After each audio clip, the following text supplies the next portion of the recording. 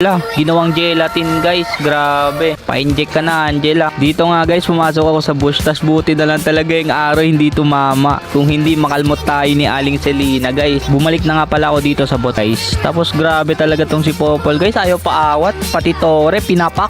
Gagi. Meta talaga yung Popol ngayon guys, grabe. Daming gumagamit. Kasi tignan nyo naman guys, 7 minutes mark. Tignan nyo yung top lane tsaka bot lane guys. Third tower na lahat. Grabe talaga tong aso na to guys. Ayaw paawat. Napitas ko yung Selena dito guys, kaso natagalan pa. Mali pa yung first kill ko doon. Grabe ka na talaga, ang lala mo na. Pero okay lang, at least nabigyan, di ba? Dito may clash guys. Tignan nyo naman, panoorin nyo kung paano papaki ng aso guys. Ayan oh, yung Nathan, grabe.